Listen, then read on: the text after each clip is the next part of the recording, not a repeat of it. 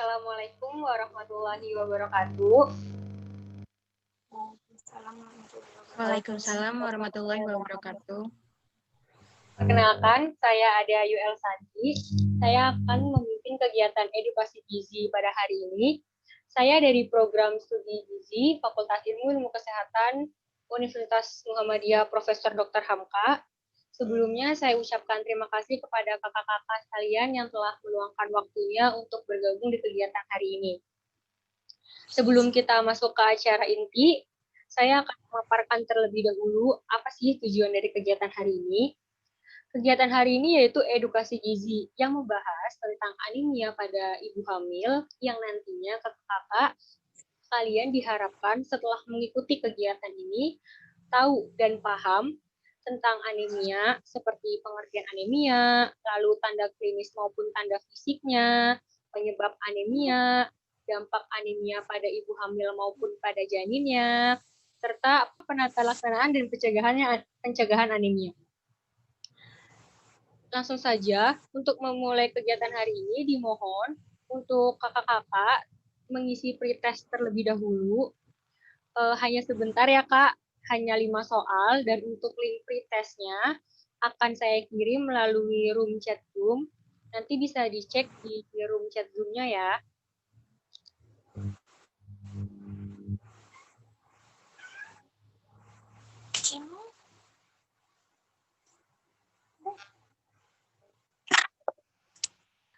Itu sudah saya share link pretestnya, buat kakak-kakak bisa langsung segera diisi link pretestnya.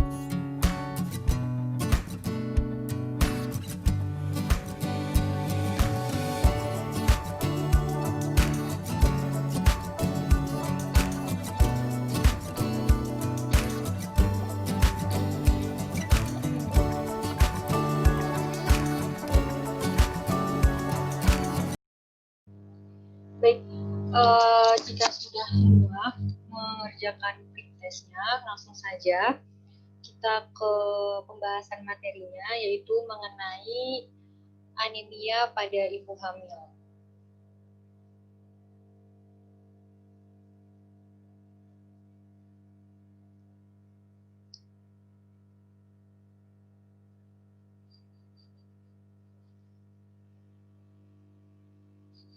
Apakah sudah terlihat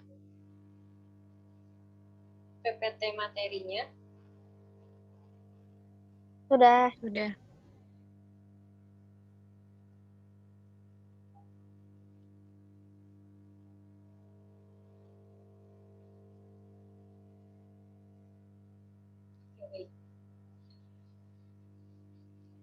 Pembahasan edukasi gizi kali ini yaitu anemia bagi ibu hamil.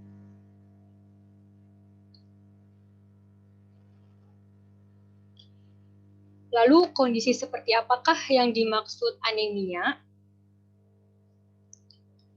Anemia merupakan suatu keadaan di mana terjadi penurunan jumlah sel darah merah sehingga kapasitas untuk membawa oksigen ke seluruh jaringan tubuh berkurang. Lalu ketika jaringan tubuh kita tidak mendapatkan cukup oksigen, maka fungsinya akan terganggu. Maka kadar normal yang perlu diperhatikan pada ibu hamil hemoglobinnya yaitu 11 sampai dengan 12 gram per desiliter.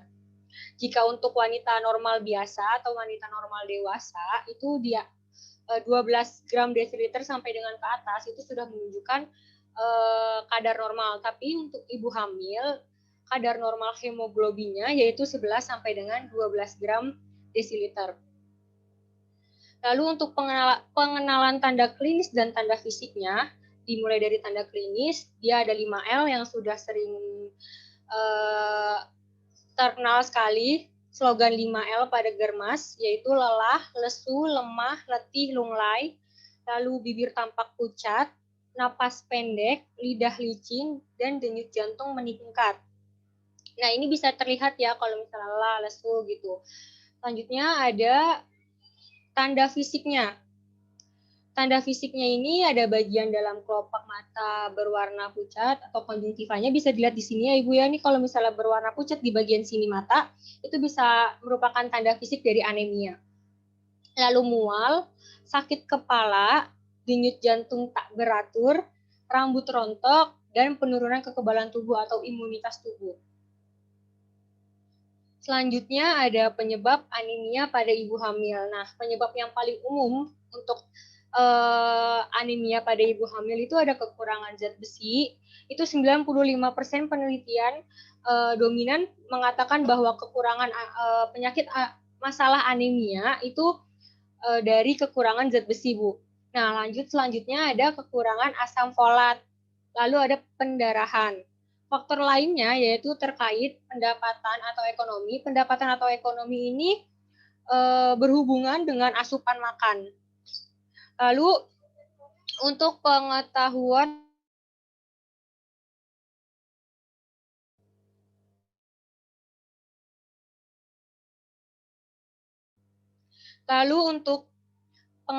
ibu terkait dengan asupan makan ya. Jadi asupan makan itu bisa berpengaruh dari pengetahuan ibunya. Apabila pengetahuan ibunya cukup terkait anemia, maka asupannya akan mengikuti. Selanjutnya ada usia, ada status gizi, dan ada paritas. Lalu dampaknya apa untuk ibu hamil dan janin jika ibu hamil terkena anemia? Dampak pada janin yaitu ada abortus atau keguguran atau kematian janin ya Bu. Lalu terjadi kematian intrauteri, ada persalinan prematuritas tinggi, ada berat badan lahir rendah, ada kelahiran dengan anemia, dapat terjadi cacat bawaan, bayi mudah mendapat infeksi sampai kematian perinata. Selanjutnya dampak pada ibunya yaitu ada keguguran, ada partus prematurus, ada inersia uterit dan partus, lemah, ibu lemah. Terus ibunya juga bisa shock, infeksi intrapartum dan dalam nifas, kehilangan sejumlah darah besar. Bila terjadi anemia grafis, HB di bawah 4 gram, terjadi payah jantung yang bukan saja menyulitkan kehamilan dan persalinan, tapi juga bisa fatal. Lalu, bagaimana penata laksanaan dan pencegahannya? Dimulai dari asupan makan. Asupan makan itu bisa dari meningkatkan asupan makan yang sumber zat besi, ada sumber asam folat. Nah, contohnya seperti apa sumber zat besi dan sumber asam folat? Bisa dilihat gambarnya di sini. Ada daging, hati, ikan, tiram, kacang merah, bayam, nasi, kacang-kacangan, tomat, kentang itu merupakan sumber bahan makanan zat besi, tinggi zat besi. Selanjutnya untuk bahan makanan sumber asam folat itu ada oyong, ada brokoli, ada asparagus, ada alpukat gitu ya Bu. Jadi bisa lebih di concern lagi asupan makanan yang tinggi zat besi dan tinggi asam folat untuk pencegahan anemia. Lalu ada pemberian suplemen zat besi. Sedikitnya 1 tablet selama 90 hari berturut-turut selama masa kehamilan. Jadi dari pemerintah juga ada program TTD untuk ibu hamil karena untuk pencegahan anemia. Nah, pemberiannya itu 1 tablet selama 90 hari berturut-turut. Selanjutnya, mengkonsumsi makanan yang kaya akan vitamin C seperti jeruk, tomat, mangga, dan lainnya untuk membantu proses penyerapan zat besi. Jadi jika kakak-kakak sekalian makan sumber zat besi, misalnya hati atau bakso atau makan daging, nah itu bisa berbarengan dengan konsumsi vitamin C, misalnya jeruk atau tomat gitu, untuk membantu penyerapan zat besinya. Lalu jangan minum tablet tambah darah, makan makanan sumber zat besi bersamaan dengan kopi, alkohol dan susu karena bisa menghambat proses penyerapan.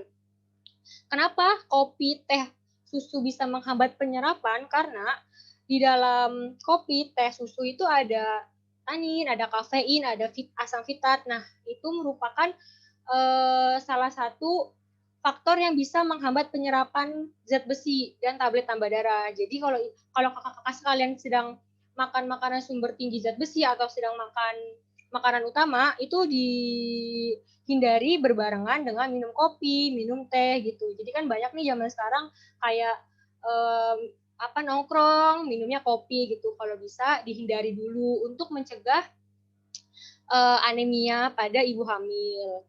Seperti itu ya kakak-kakak. Selanjutnya ini ada contoh tablet tambah darahnya.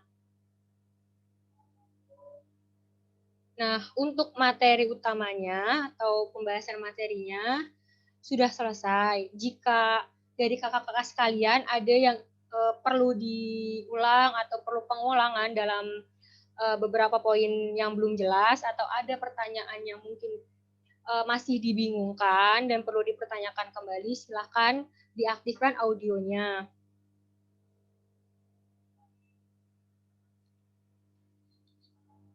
Apakah kakak-kakak ada yang ingin bertanya?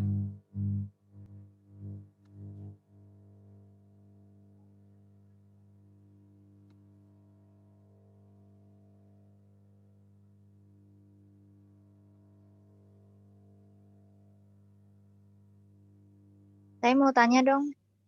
Assalamualaikum. Oke, kepada Kak Devi Arung Fitriani, dipersilahkan. Tolong sebutkan faktor-faktor paritas pada ibu hamil. Oke, jadi faktor paritasnya ya. Ya, Selanjutnya ditampung dulu ya Kak. Selanjutnya apakah ada yang ingin bertanya lagi? Assalamualaikum. Izin bertanya, Kak Ade, Ya, mau kepada bertanya Pak. untuk rentang usia terjadinya anemia itu Bagaimana? suaranya terdengar nggak? Iya, terdengar. Izin bertanya untuk rentang usia terjadinya anemia itu dari rentang usia berapa ya, Kak? Biasanya. Oke, terima kasih kepada Kak Terima Amelia kasih. dan Kak Devi Arum atas pertanyaannya. Apakah ada yang ingin bertanya kembali?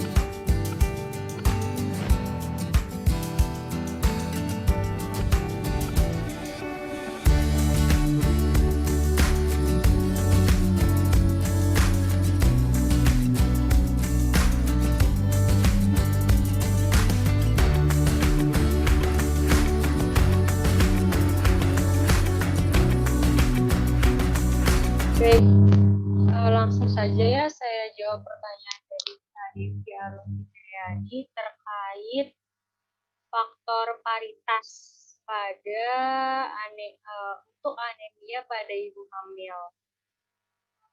Nah, jadi apa sih yang dimaksud dengan faktor paritas? Faktor paritas itu terkait dengan wanita yang sering mengalami kehamilan dan melahirkan. Jadi karena si wanita tersebut sering hamil atau sering anemia, sering melahirkan, maka resikonya lebih besar untuk terkena anemia gitu. Karena kan kalau misalnya selama kehamilan ini kan wanita itu menggunakan cadangan zat besinya. Nah, apabila semakin sering wanita tersebut hamil ataupun melahirkan, banyak mengeluarkan darah. Nah, itu biasanya cadangan besinya berkurang. Dan kalau misalnya kecukupan zat besinya kurang, lalu menggunakan cadangan zat besi, maka semakin tinggi resikonya untuk terkena anemia. Seperti itu. Apakah sudah menjawab Kak Devi Arum? Oke, sudah jelas jawabannya. Terima kasih untuk Kak Ade. Ya, sama-sama. Selanjutnya untuk pertanyaan Kak Amelia terkait faktor usia, berapakah yang beresiko terkena anemia pada ibu hamil. Nah, untuk umur ataupun usia itu lebih banyak beresiko di usia kurang dari 20 tahun dan usia di atas 35 tahun. Kenapa? Karena untuk usia di bawah 20 tahun secara biologis belum optimal. Emosinya cenderung labil, mentalnya belum matang, maka dari itu lebih beresiko untuk terkena anemia. Jika ada lebih mudah terkena guncangan, nah mengakibatkan kurangnya perhatian pemenuhan zat gizi. Jadi untuk wanita hamil di bawah 20 tahun itu emosinya masih labil, masih belum stabil. Dan jika ada guncangan itu lebih berpengaruh terhadap asupan makannya. Jadi nggak mood makan, jadi nggak nafsu makan, jadi males minum tablet tambah darah gitu, nggak mengikuti program-program kehamilan. Nah, ini bisa mempengaruhi si sel darah merahnya bisa berkurang gitu, hemoglobinnya bisa turun dan berakibat anemia. Maka dari itu lebih beresiko untuk usia di bawah 20 tahun. Nah, untuk usia di atas 30 tahun itu terkait dengan kemunduran dan penurunan daya tahan tubuh. Jadi, jika usia 35 tahun sudah terlihat ya lebih lelah, lebih cepat lemah, lesu gitu kan. Terus organ-organnya juga sudah mulai penurunan fungsinya gitu. Jadi jika di atas 35 tahun lalu hamil, imunnya sudah mulai turun, ditambah lagi tidak memenuhi program-program kehamilan gitu kan, jadi malas. Nah, itu bisa lebih beresiko untuk terkena anemia. Tuh. Apakah sudah menjawab Kak Amelia? Sudah terjawab. Jadi yang berisiko itu di bawah usia produktif dan yang di atas usia produktif seperti 35 tahun ke atas ya Kak Ade. Nah, iya, betul sekali. Apakah sudah tidak ada pertanyaan? Terima kasih. Iya, terima kasih kembali buat Kak Amelia atas pertanyaannya.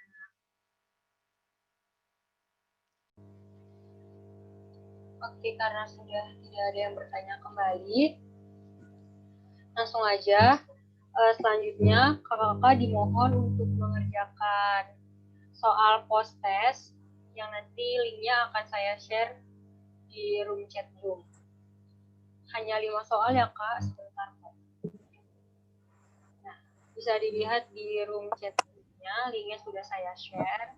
Kakak-kakak dimohon untuk mengerjakan post-testnya.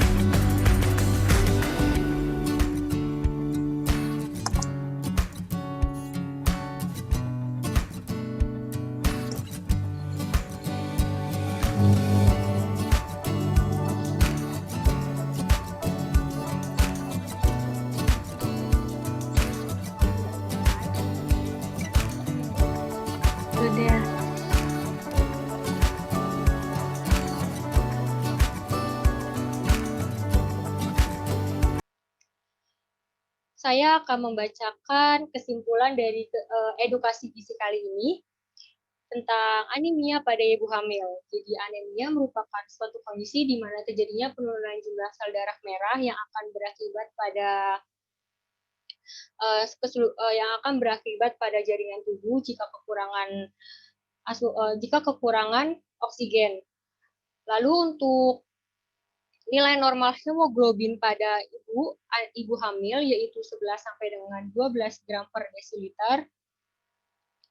Untuk tanda klinis dan tanda fisiknya, tanda klinisnya bisa 5L, tanda klinisnya bisa 5L, dan tanda fisiknya bisa dilihat dari bagian dalam kelopak mata berwarna pucat. Lalu untuk penyebab anemia pada ibu hamil, bisa dari kekurangan zat besi, kekurangan asam folat, pendarahan, maupun pendapatan, pengetahuan dari ibunya, usia, status gizi, maupun paritas. Untuk dampaknya sendiri pada janin bisa abortus, atau kelahiran dengan anemia, jadinya kematian. Lalu untuk pada ibu ada keguguran, ada infeksi interpartum dalam nifas, dan kehilangan sejumlah besar darah. Selanjutnya untuk penata laksanaannya, mengkonsumsi makanan sumber zat besi dan asam folat yang tinggi. Lalu untuk konsumsi tablet tambah darahnya 1 tablet selama 90 hari berturut-turut. Lalu mengkonsumsi vitamin C berbarengan dengan konsumsi sumber makanan zat besi maupun asam folat, dan menghindari minum kopi, teh, maupun alkohol serta susu untuk agar tidak menghambat penyerapan zat besinya dan asam folatnya. Sekian dari kegiatan edukasi kali ini. Kurang lebihnya mohon dimaafkan. Wassalamualaikum warahmatullahi wabarakatuh. Terima kasih kepada kakak-kakak yang telah meluangkan waktunya untuk beraktivitas kembali. Waalaikumsalam warahmatullahi Terima wabarakatuh. kasih. Waalaikumsalam warahmatullahi wabarakatuh. Baik, selanjutnya saya akan menampilkan hasil pretest dan hasil posttest yang telah diisi oleh responden dalam kegiatan edukasi gizi untuk topik anemia pada ibu hamil. Untuk hasil pertama, hasil pretestnya didapatkan data 1 dari 5 responden mendapatkan poin 10, 2 dari 5 responden mendapatkan poin 20, 1 dari responden mendapatkan poin 30, dan 1 dari responden mendapatkan poin 50. Jika dilihat di sini rata-ratanya itu 26 poin dari 50 poin, maka bisa disimpulkan terdapat 3 responden yang memiliki nilai di bawah rata-rata. Nah, bisa disimpulkan bahwa masih kurang pengetahuan responden terhadap masalah anemia pada ibu hamil.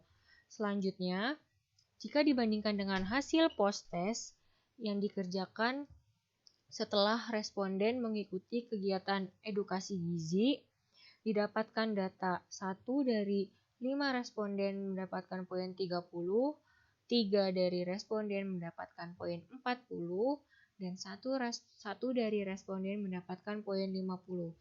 Jika dilihat rata-ratanya itu 40 poin dari 50 poin.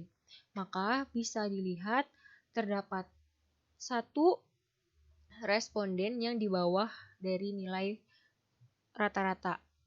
Maka ada peningkatan pengetahuan dari responden sebelum mengikuti kegiatan edukasi gizi dengan setelah mengikuti kegiatan edukasi gizi. Mungkin sekiranya seperti itu, kurang lebihnya mohon dimaafkan. Wassalamualaikum warahmatullahi wabarakatuh.